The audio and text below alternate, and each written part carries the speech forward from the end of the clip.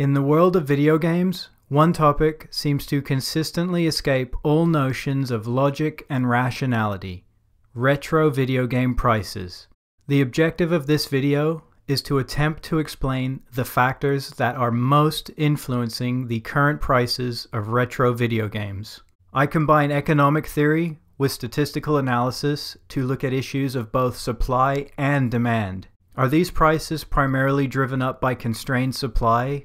Is YouTube exposure jacking up demand and skyrocketing prices? Or is it something else entirely? Just what is it that is making these prices go up, up, and away?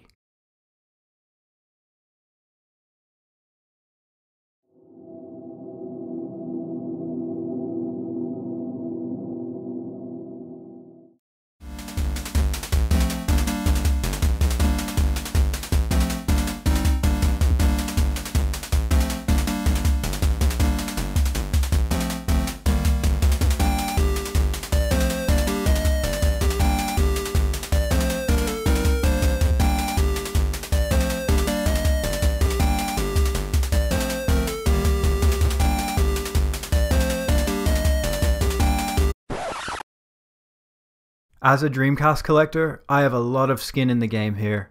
This is a topic that has definitely impacted me, and I'm sure will continue to impact me and my wallet.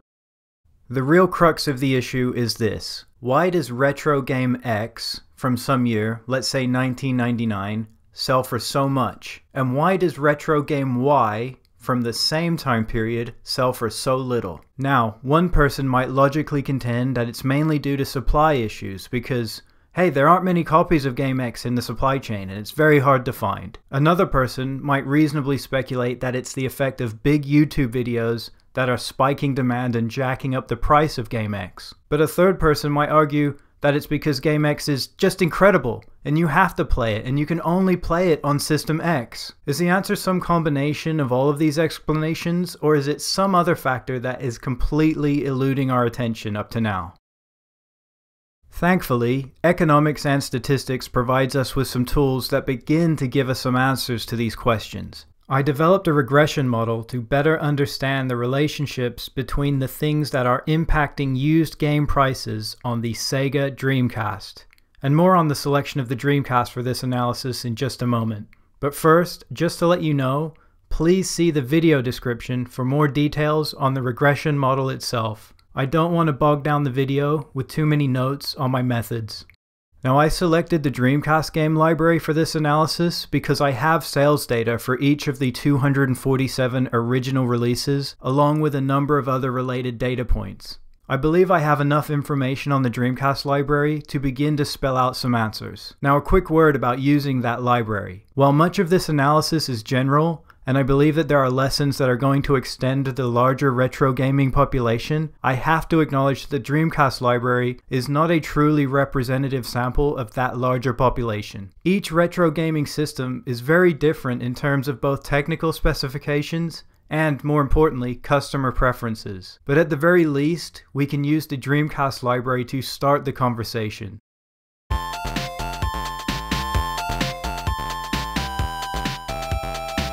The dependent variable in this analysis is the current used price of Sega Dreamcast games. This is the variable that we hope to explain by using the independent variables, which I'll get to in a moment.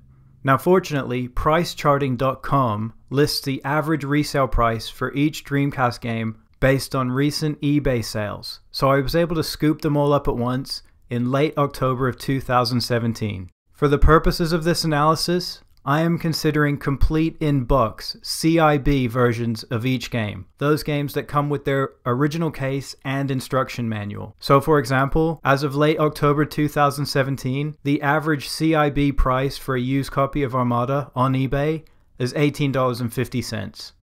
If we take a look at the graphical distribution of used prices on the Dreamcast, we see that most prices of these games are less than $25 on the used market on eBay. The average price for a used game is just under $20, and in fact the median is just $13, meaning that 50% of all used Dreamcast prices are less than $13. Now, just one example shows the wacky world of retro gaming prices. Sonic Adventure 2, a game that sold nearly 400,000 copies copies originally, when the average Dreamcast game sold just over 100,000 copies, is currently selling for around $40 on eBay, nearly double the average used price. If we look at that same data using a box plot, we can more clearly see the outliers in the data. Recall that half of all Dreamcast games sell for less than $13. That line right there, the median. And half sell for more than that. Now those blue dots over there are the games that are priced much higher than the rest. They're outliers. In total, there are 20 of them, including the two biggest offenders, GigaWing 2 and Cannon Spike. It's unlikely that this analysis or any other rational analysis can explain why those two games are so high, but nonetheless we will press on because you cannot let extreme outliers ruin the show.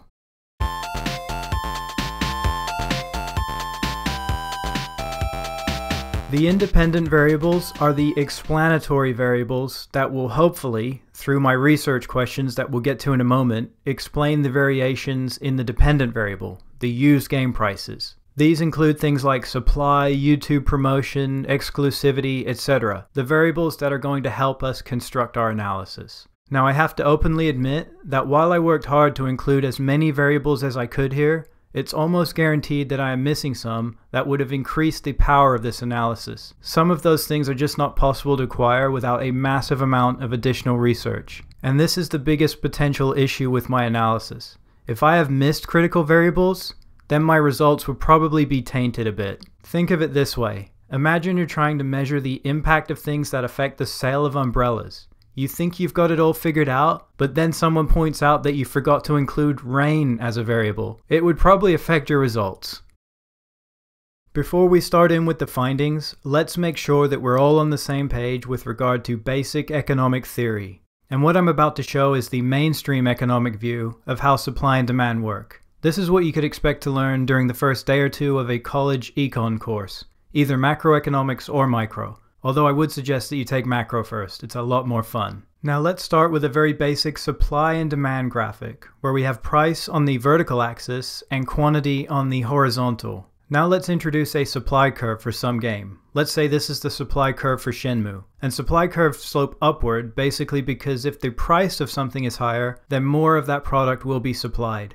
People want to make money, lots of money. Think of it this way, if people see that the price of Shenmue is very high, they might start digging through their old games to see if they have a copy, and then list it themselves on eBay, therefore increasing supply. There's more to it than that, but you get the idea. Now let's introduce a demand curve to the graphic. This is the demand curve for Shenmue.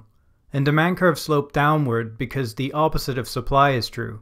The cheaper something is, the lower the price, the more quantity people will demand. Now here's the critical part. Where supply and demand intersect, that is our equilibrium point, where both the price and quantity exchanged of that game are supposed to naturally settle. In this case at P1, price 1, and Q1, quantity 1. Very easy so far. But what happens when something shifts the entire supply curve? In other words, when something reduces the overall supply of Shenmue. Maybe somebody decides to buy up tons of copies and either destroys them or locks them away forever, so the entire supply is reduced. In this case, the supply curve would shift to the left, and you can see what happens to the equilibrium point.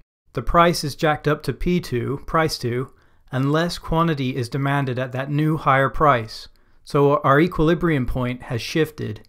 And the same thing would happen in the opposite direction. Because what if supply was to increase somehow? Let's say that they found 100,000 copies of the game in some warehouse. That would move the supply curve, the entire supply curve, in the other direction to the right and serve to drive down prices. But let's switch over to demand now. Starting with our initial supply and demand curve for Shenmue again, let's assume that something happens to shift the demand curve. I don't know, maybe Shenmue 3 gets announced, and suddenly everybody is aware of Shenmue again, and everybody wants it. In this case, the entire demand curve shifts out to the right, and you can see that this jacks up the price to P2 and the quantity exchanged. Now here's where things get really interesting. What happens if you're already at this point, and then supply gets reduced? Then we see that the price is jacked up even more to P3. So when you have supply and demand interacting and changing in this way, you can quickly see how prices can go through the roof. But enough theory. Let's look at the reality of what's actually happening.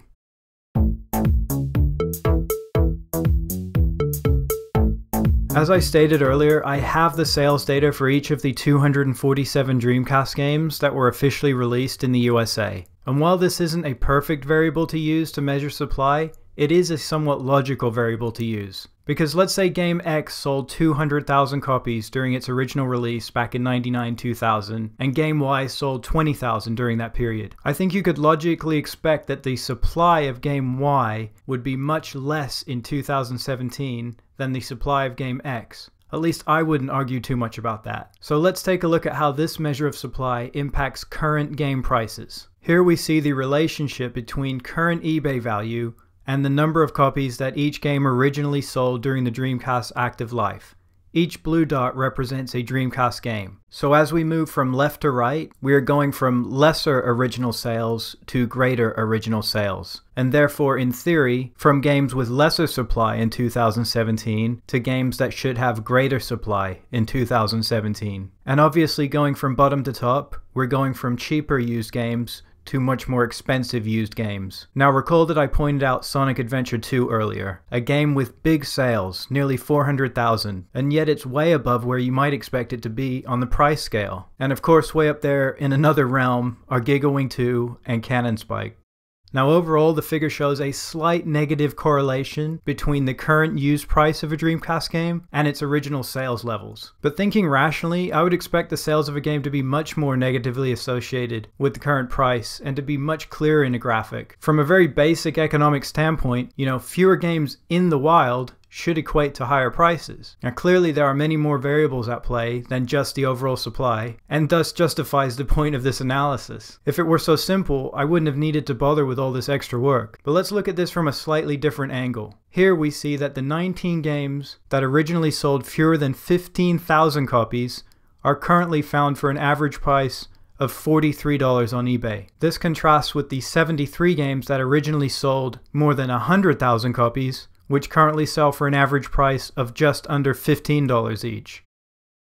Now the analysis of supply so far has been based on simple descriptive statistics, by comparing average game prices across different categories of supply, different original sales levels. But we can now introduce the regression model to take a closer look. And the main power of regression is that it allows us to disentangle the effects of one variable from the impact of all the others. So in this instance, it lets us control for all of those other independent variables that we mentioned earlier and just look at the impact of a game's level of supply, so that we can make a claim about the impact of supply accounting for other things like exclusivity, YouTube exposure, all of that. And when we do this, when we control all those other variables, we can predict that a 1% increase in the original sales of a Dreamcast game results in a 0.3% decrease in the used price of that Dreamcast game. So each 10% increase in the original sales of a game can be predicted to reduce the current used price of a game by 3%.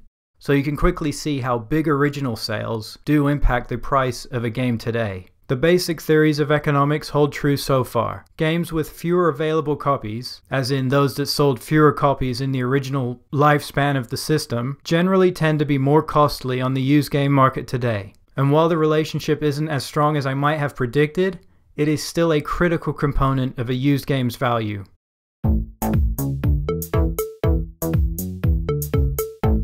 Exclusivity is really just another measure of supply. If something is exclusive to just one system, I think what that really means is that the supply is more constrained than a game that is available for many systems. Now, by searching through numerous forum posts and researching my own collection, I was able to determine that 40 games appeared on the Dreamcast that have yet to appear on any other system. I figured that surely these 40 games must be worth more than games that are available elsewhere. And if we compare average used prices between those two categories, we see that exclusives sell for more than double the price of non-exclusives on average. So far, so good for my theory. And when we introduce regression analysis to control for all of the other independent variables, we see that exclusivity, those games that are exclusive, can be predicted to sell for nearly 30% more than games that are not exclusives to the Dreamcast. Now, I honestly thought this would be a bigger impact than that, but that just means we have other things hiding.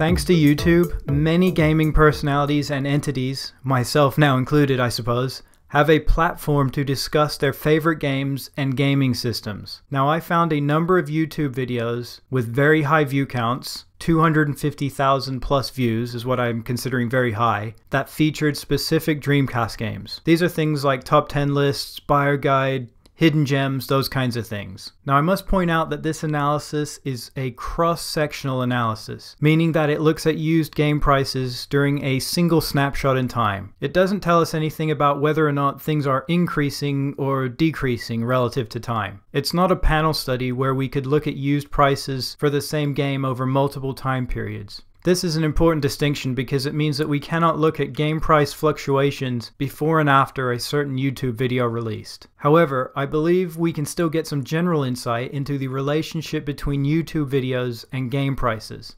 After all, anybody that searched for Dreamcast on YouTube is very likely to have come across these videos, so you would expect their effects, if any, to already be built into prices in October 2017. And on this graphic, we see that the Dreamcast games that were featured in prominent YouTube videos had nearly double the average current used price than those that were not featured.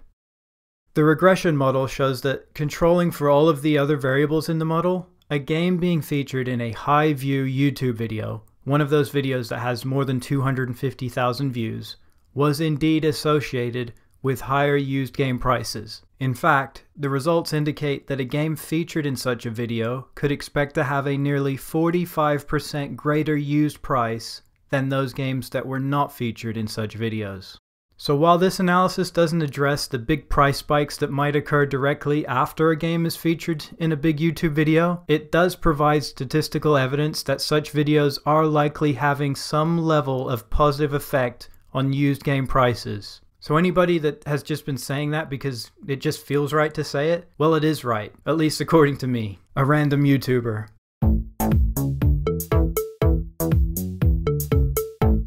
Talking about game genre isn't exactly the sexiest thing to talk about with video games, but I think it's very important to include it just to make sure that we're covering all our bases here. Now, anybody that's ever done a little shopping around for shooters on the Dreamcast market knows that they can be very costly. In fact, Mars Matrix was sort of the whole inspiration for me doing this video. We see here that the average shooter sells for nearly $100 at the time of this analysis. It's miles higher than any other genre. And look at Poor Little Sports, all the way down at the bottom with an average cost of just $8 a game. I don't think that's going to surprise many people. You know, nothing drops faster than a sports game in video games.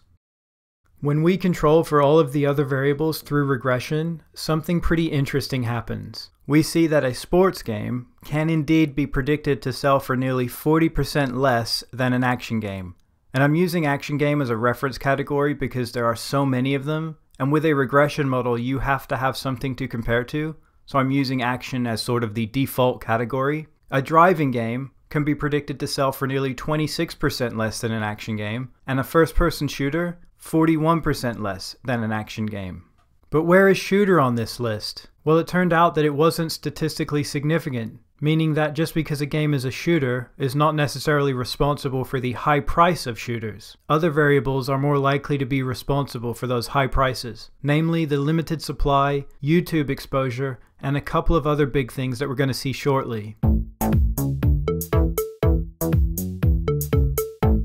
I recently heard one prominent YouTuber say that the quality of a retro game has nothing to do with its current price. And the way he said it was like it was written in stone rather than him just talking about some exception like stadium events on the original Nintendo. So I wanted to make sure that I included some measure of quality in this analysis to account for this sort of thing, and to actually measure if that gentleman was correct or not. I ended up using IGN scores because I already had all of those review scores for all of the 247 original Dreamcast releases that I used for another project. And I realized some people might question the use of IGN to account for quality. You know, why not use Metacritic? Well, I went to use Metacritic, but I noticed that some Dreamcast games didn't have a score on there. Now, to make you a little bit more comfortable with IGN, there is a high correlation between the Metacritic scores that I could find on the Dreamcast and the IGN scores that I already have.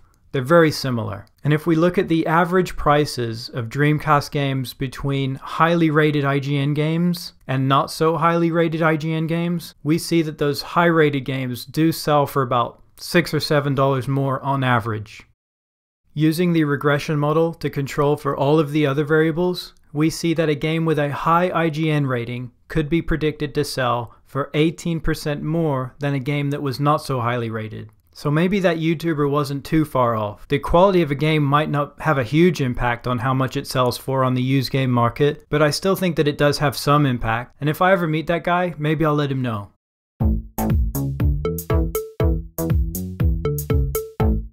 For this analysis, I defined a license property as meaning that a game is based on something that is borrowed from either a comic book or a movie. So for example, think of Spider-Man, Star Wars Episode 1 Racer, and of course the absolutely iconic Evil Dead Hail to the King. Now typically, these kinds of games have a horrific reputation, but I speculated that games based on a license would be more likely to have some level of continued exposure over the years, thanks to their base properties sort of keeping them alive in people's minds. In total, I identified 20 Dreamcast games that were based on a license. Collectively, these 20 games had a slightly higher average price than did non-licensed games, just by a buck or two. When we use the regression model to control for all of the other variables, things get a little bit more pronounced.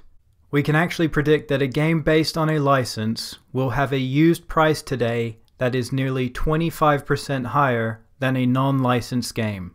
I guess my speculation may have been correct, but still, most of those games really are horrendous.